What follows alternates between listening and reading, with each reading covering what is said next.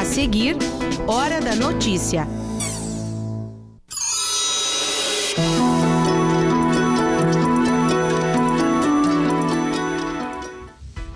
Ações de prevenção ao câncer. Nós estamos na Semana Nacional de Alerta sobre a Doença e no estúdio a gente fala sobre o assunto com o oncologista Álvaro Machado. Vítimas do trânsito, esse é o tema da reportagem da série Vidas em Movimento no mês de novembro. No estúdio, a gente segue falando sobre o tema com a doutora em Saúde Pública, vice-reitora de Extensão e Assuntos Comunitários da UPF, professora Bernadette Dalmolin. Já está na segunda fase o projeto que envolve crianças na revisão do Plano Diretor de Passo Fundo.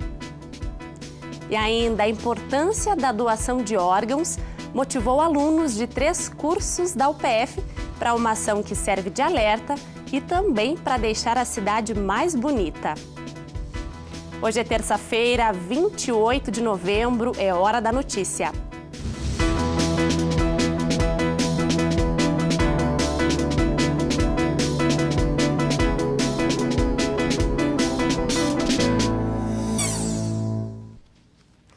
De janeiro a setembro de 2017, o número de acidentes com morte no país subiu 29%. A pesquisa é feita por seguradoras do DPVAT, o seguro obrigatório pago aos acidentados. Entre as principais vítimas estão os jovens e os motociclistas. E em mais uma reportagem da nossa série Vidas em Movimento, nós vamos conhecer um pouco da história de 2 pessoas que se envolveram em acidentes de trânsito e tiveram que superar lesões físicas graves. 12 é o número de pessoas que perderam a vida em acidentes de trânsito no perímetro urbano de Passo Fundo em 2017. Em 2016, segundo o Detran, foram 7 vítimas. Acidentes decorrentes de falha humana, alta velocidade, uso de celular, uso de bebidas alcoólicas, também falta de direção defensiva e falta de conscientização.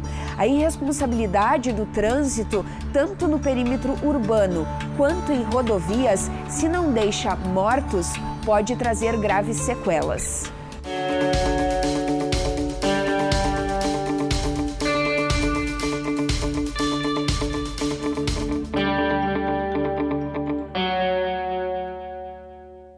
Meu nome é Celso Leandro Maicá Monteiro. Sofri um acidente de motocicleta aqui dentro do perímetro urbano. Foi dia 22 de outubro de 2002, faz 15 anos que eu estou na cadeira de rodas. Meu nome é Andréa Rafaela, tenho 19 anos e há 4 anos eu sofri um acidente de trânsito. Fiquei paraplégica, da cintura para baixo, perdi os movimentos das pernas e com o tempo eu consegui me adaptar nesse novo jeito de vida, né? Eu estava subindo a Bento com a Paissandu e na esquina da Paissandu o caminhão não sinalizou a seta e eu estava ao lado esquerdo dele e ele não me visualizou e ao fazer a conversão à esquerda eu bati na roda da frente do caminhão e caí de costas e fraturei 2 vértebras e fiquei na hora, já fiquei sem movimento, já não senti mais nada, fiquei consciente, mas já vi que tinha sido grave. Eu tinha recebido o convite de uma amiga para ir até um aniversário em Mato Castelhano e a gente foi com mais 4 amigos. Chegando lá, a gente acabou bebendo um pouco, o motorista também bebeu um pouco mais e na volta ele começou a fazer zigue-zague na pista, ali perto da EFRI que a gente estava vindo. E acabou que a gente deu de frente numa caminhoneta e daí na hora eu desmaiei e tudo. Eles não tiveram tanta lesão quanto a minha, porque eu fui o mais grave, mas foi assim que aconteceu. A gente entra em depressão, até tudo novo, né? Envolve a família, envolve todo mundo.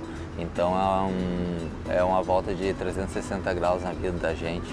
Não é fácil para ninguém. Quando eu acordei no acidente mesmo. Então eu já tinha visto que eu não sentia mais as minhas pernas. Então eu já tinha uma consciência disso. Quando eu cheguei no hospital foi feito todos os exames e o médico veio conversar comigo que eu tinha perdido um movimento, que talvez pudesse recuperar com um pouco de fisioterapia, que recuperou um pouco da sensibilidade, muitas coisas, mas completamente ainda não. Foi um choque bem grande. No começo eu superei no esporte. Comecei a jogar basquete, interagir com outros cadeirantes, né, que era tudo novo para mim, não sabia nem andar de cadeira de rodas. Aí eu superei assim, sabe, interagindo com outros, pedindo informações. Daí eu escolhi o halterofilismo, fui campeão brasileiro e recordista brasileiro de halterofilismo por 5 anos consecutivos. E agora faz 2 anos que eu parei, mas pretendo retornar. Eu ia para o primeiro ano do ensino médio, quando eu sofri o acidente. E tive a ajuda de um amigo que me apoiou muito a voltar a estudar. E logo 4, 5 meses depois eu já voltei para a aula e terminei o ensino médio e agora eu faço faculdade de Direito. Já vi bastante problema na acessibilidade para chegar até aqui. Lugares calçados sem rampas, né, com britas e lugares que nem tem calçadas nem rampas. Então tem que melhorar bastante.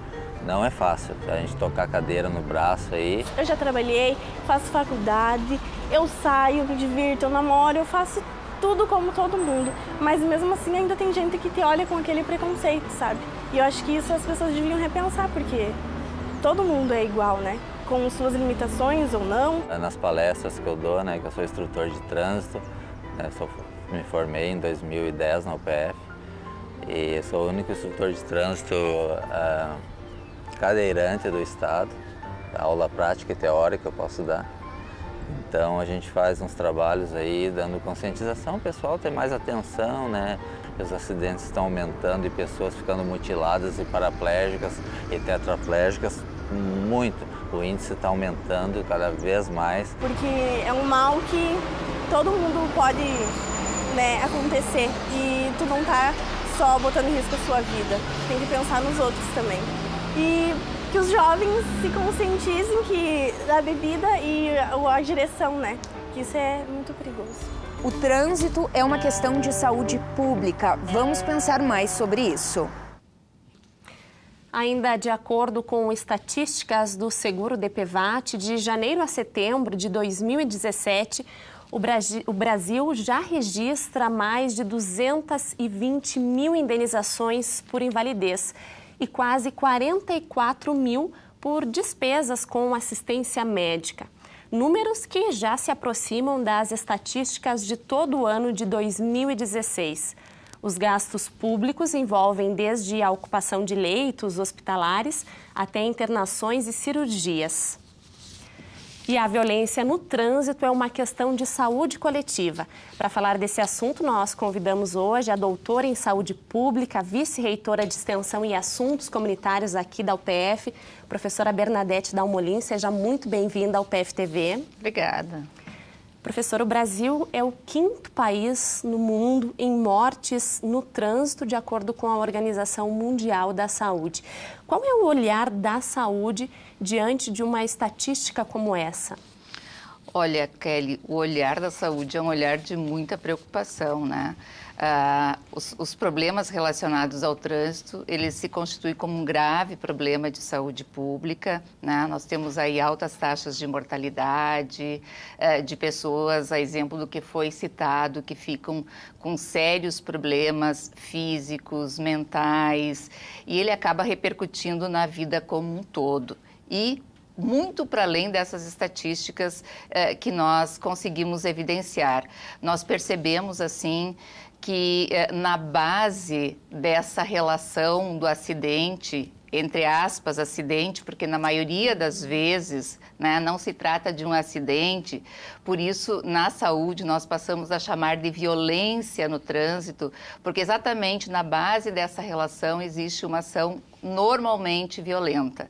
Grande parte dos casos fatais, né, isso já está muito bem estudado na literatura científica, eles se dão ou por negligência, né, ou por algum ato de imprudência do motorista, do pedestre, enfim, da pessoa em si. Então, é muito importante que nós pensemos nessas questões do comportamento humano, de uma ação humana violenta, de uma forma cultural e social que se constituiu assim e que perpassa anos e se reproduz. Por isso é um problema sério de saúde pública, por isso nós precisamos pensar não só na ação individual, mas em ações coletivas que mudem, que impactem, né, o conjunto da sociedade de forma obviamente articulada com outras políticas, mas em especial que nós trabalhemos na promoção à saúde desde cedo, desde criança, desde a escola, que nós possamos trabalhar muito com os jovens, que como também foi falado, são as maiores vítimas, sobretudo os homens, os meninos, né? Nós ainda temos uma sociedade que traz a questão da masculinidade como algo muito forte, que acaba, por conta disso, se tornando mais vulnerável aos acidentes e à violência.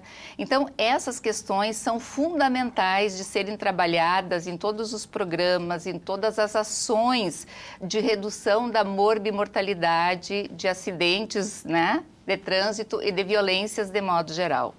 Agora, a gente viu aí que nesses acidentes são muitos os traumas físicos gerados, mas existem também as sequelas invisíveis.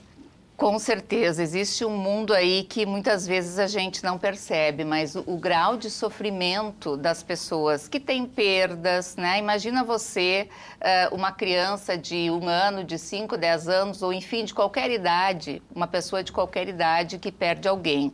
Isso traz marcas subjetivas muito profundas que podem gerar enormes sofrimentos ao longo da existência. Além disso, toda a situação da pessoa precisar se ressignificar, como a gente também viu na reportagem, né?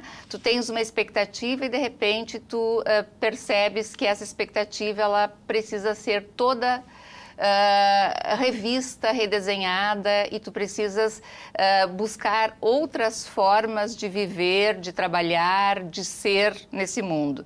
Então, há muito sofrimento, né? Há muito envolvimento de pessoas em torno disso, são famílias que às vezes precisam deixar de fazer determinadas ações e trabalhar na reorganização familiar para cuidar dessas vítimas. Então, de fato, o sofrimento é amplo e boa parte das pessoas que têm acidentes graves, né, e também familiares que perderam outras pessoas, alguns dos seus, acabam tendo necessidade de tratamento ao longo da vida. Isso traz um impacto bastante grande no campo da saúde e, obviamente, na vida das pessoas. Agora, a sociedade tem um grande papel para ajudar a diminuir esses acidentes. Uma das frentes aqui em Passo Fundo é o programa Universidade Educadora, aqui da universidade. Isso.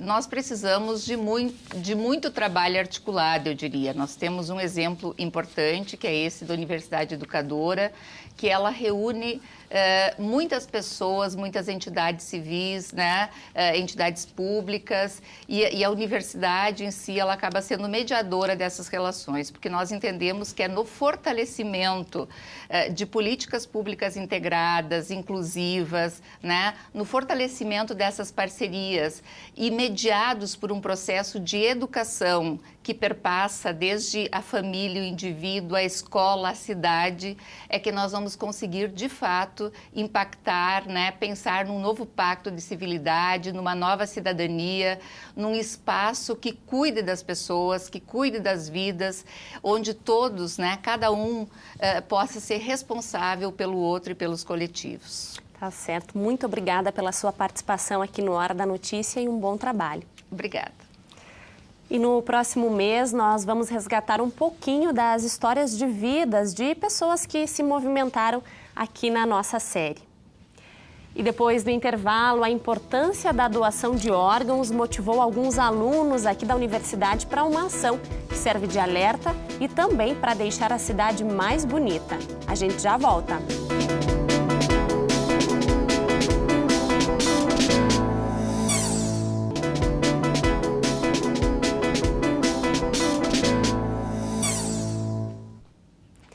E a conta de luz deve ficar um pouco mais barata a partir de dezembro.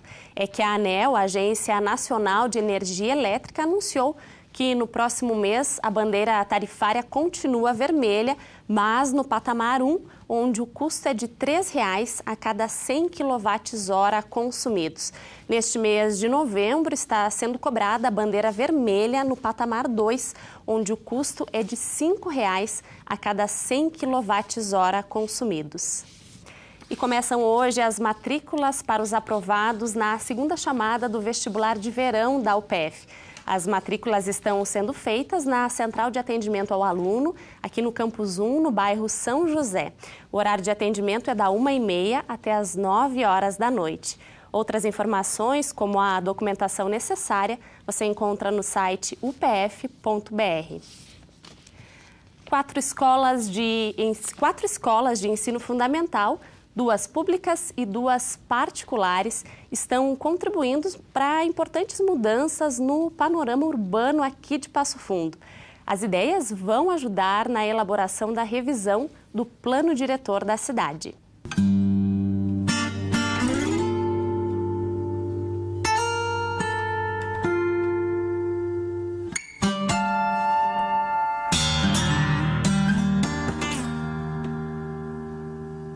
O nome do projeto é Cidade do Amanhã, nome apropriado para provocar a reflexão de alunos sobre que cidade queremos, que mudanças necessitamos, como desejamos viver em Passo Fundo daqui 20 anos.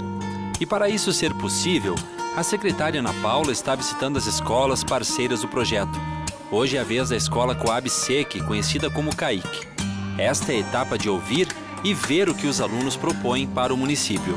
E ao trazer esse trabalho, a gente está dando liberdade para a criança expor o seu ponto de vista, porque nós estamos ouvindo elas. Então é muito importante, além disso, por si só, o trabalho também já é importante pela formação de cidadania, de se apropriar da cidade, de entender que ele pertence a todos esses espaços públicos, mesmo estando no São Cristóvão ou no caso aqui na Coab, que nós estamos praticamente no trevo, na ponta da cidade. Aqui temos crianças entre 9 e 10 anos. São alunos do 4º ano do ensino fundamental. Eles participam de um quiz, um jogo. A missão é identificar pontos tradicionais e importantes de Passo Fundo. E para funcionar, a cada imagem os alunos levantam pequenas placas para dizer se conhecem ou não o respectivo lugar.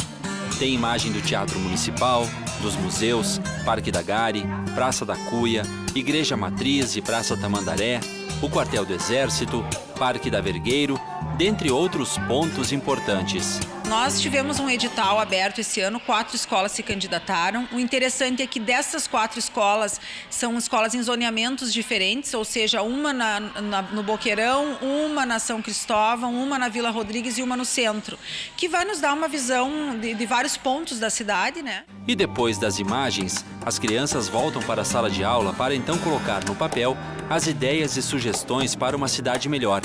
Isso vale tanto para os prédios e monumentos, quanto para as ruas e praças. Fazendo desenho de como que nós queremos ter um bairro, uma vila. E como é que vocês querem ter um bairro melhor?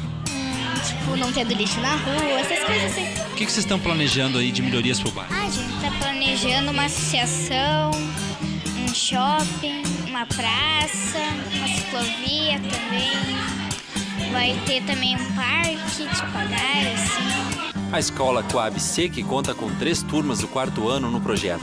São cerca de 50 alunos envolvidos. Já dizia Paulo Freire, né? A leitura do mundo precede a leitura da palavra. Esse projeto só vem a confirmar isso.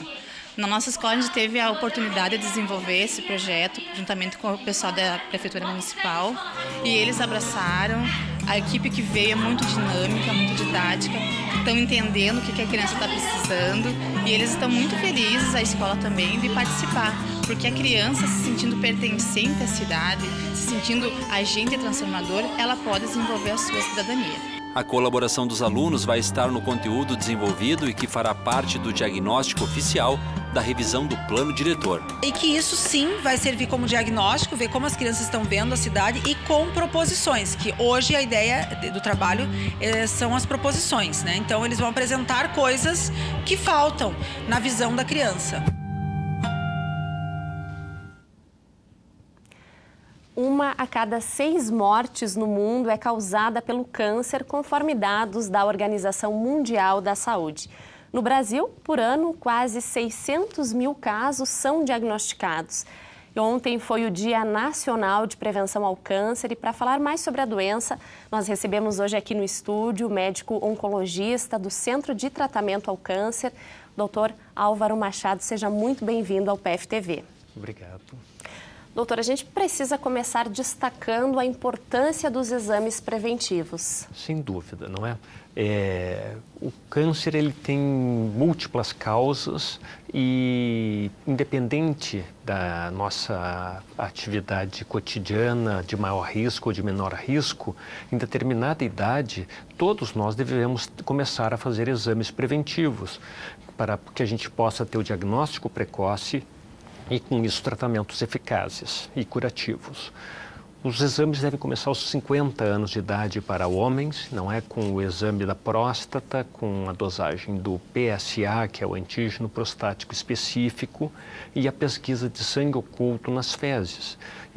Nós estamos fazendo uma abordagem de 2 dos principais cânceres do homem, que é o câncer do intestino grosso e o câncer de próstata. As mulheres devem começar a mamografia aos 40 anos de idade, mas a pesquisa de sangue oculto nas fezes também aos 50 anos de idade, todos os anos. O que falha nessa nossa abordagem e que é muito importante é o câncer de pulmão. Não é o câncer de pulmão, ele é o segundo câncer mais importante entre os homens e o terceiro mais importante entre as mulheres no Rio Grande do Sul, e a grande tarefa a ser feita é parar de fumar. Quais seriam os tipos de cânceres hoje que mais matam?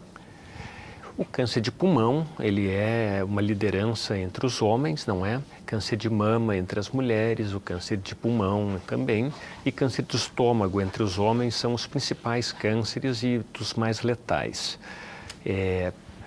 As tarefas que nós temos para evitar ou para reduzir de uma forma significativa a nossa chance de desenvolver a doença câncer são hábitos de vida saudáveis. E isso inclui uma alimentação saudável, inclui atividade física regular, não é rotineira, manter o peso adequado, não fumar de forma alguma e reduzir de uma forma muito drástica a ingestão de álcool. O câncer está ou seria hoje uma das doenças mais temidas por todos. Mas ainda é muito pouco o que é feito, que as pessoas fazem para a prevenção. Exato. Como os hábitos saudáveis, como a procura, né, preventiva, né, visita ao médico. Exato. A Sociedade Brasileira de Oncologia Clínica fez uma pesquisa há pouco tempo e foi apresentada agora em novembro no Congresso Brasileiro, onde mostra que o maior temor é o câncer. 60% dos entrevistados no Brasil inteiro não tem noção nenhuma do que seja o câncer. Então, a falta de informação ou de acesso à informação é muito importante. Se nós não soubermos quais são os fatores de risco a que eu estou exposto, que eu possa desenvolver a doença, eu não posso evitá-los, não é? Então, esse tipo de informação, onde a gente sabe que mais do que 1/3, não é, de todos os cânceres são causados por hábitos não saudáveis durante a vida. Nós estamos falando aqui de 200 mil diagnósticos por ano no Brasil, não é? Que poderiam ser evitados com atividade física, alimentação, peso adequado, não fumar e ingestão mínima de álcool. Tá certo. Agradeço a sua participação aqui no Hora da Notícia. O nosso tempo é curto, mas fica sempre o nosso alerta e o nosso convite para um retorno breve aqui. Muito obrigada. Eu agradeço a oportunidade. Tempo seco deve continuar nos próximos dias aqui na região. Veja então os detalhes da previsão para amanhã e também para quinta-feira.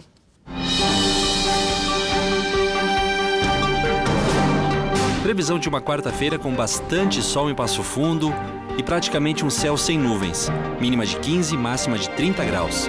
Já na quinta-feira o céu fica encoberto com bastante nuvens, mas não tem previsão de chuva, mínima de 17 e máxima de 28 graus.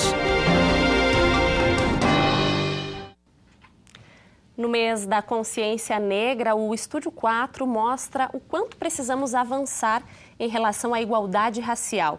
Apesar de ter 53% da população declaradamente negra, o racismo e as diferenças são problemas graves no nosso país. O programa vai ao ar hoje às 11 horas da noite, com reprises amanhã às 8 e na sexta-feira às 11 da noite. Quem passa em frente ao Campus 3 da UPF, lá na Avenida Brasil, já deve ter notado que a escadaria de acesso está diferente. É que estudantes de 3 cursos aqui da universidade fizeram uma ação para conscientizar sobre a doação de órgãos.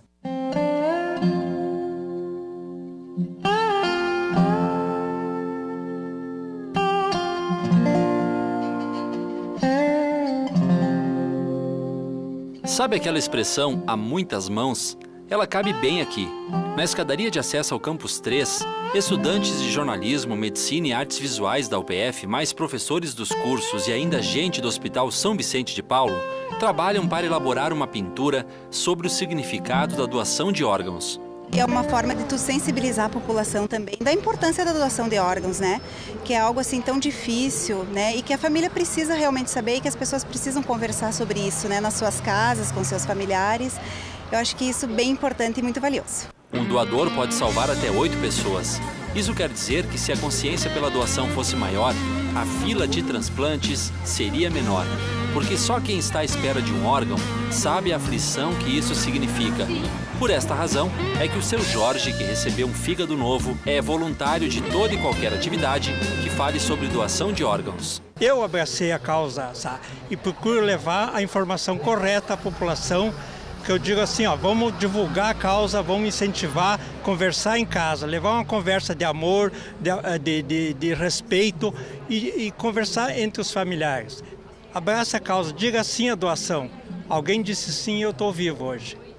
A iniciativa de pintar a escadaria de acesso ao Campus 3 com a imagem de uma árvore, simbolizando a vida, a renovação, a nova fase que inicia para quem faz um transplante, é do programa de extensão da UPF, o Com Saúde. A união de 3 profissões, o médico, o jornalista e o artista visual, mostra que é possível fazer uma comunicação que seja direta e sensível. Esse também é o objetivo do Com Saúde, é trabalhar a comunicação sensível, que as pessoas enxerguem. E também para o médico, fazer uma pintura, para o jornalista fazer uma pintura e para os artistas visuais aprenderem sobre essa temática, é o papel da universidade, né? Essa integração. Uma mesma pessoa pode doar córneas, fígado, rins, pulmão, coração, pâncreas, ossos e até pele. Mas de nada adianta o doador desejar doar se os familiares não autorizarem a doação. Muitas vezes o ente querido é um doador, né? Fala para os seus familiares, mas muitas vezes por falta de conhecimento, de medo, do receio, né? Do que vai ser após, enfim, dos exames que são feitos, as pessoas acabam desistindo da doação, né? E isso para nós e para quem está numa fila de espera é muito desanimador.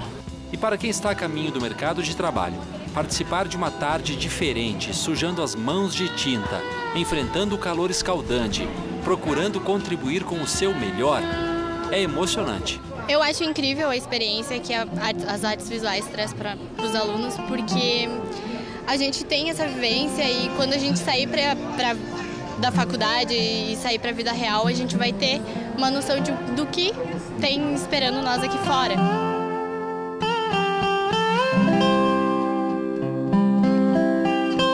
Que mais do que qualquer profissão a gente conversa com pessoas, interage com pessoas e interagir com os também alunos de outro curso é muito rico e fazer algo que não é para nós, assim para os outros.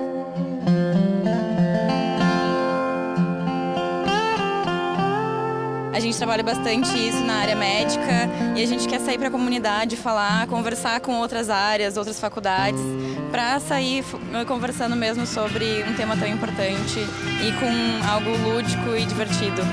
Que o pessoal no dia a dia vai passar aqui depois nessa escada e vai se conscientizar um pouquinho mais sobre esse tema. E depois de algumas horas, esse foi o resultado.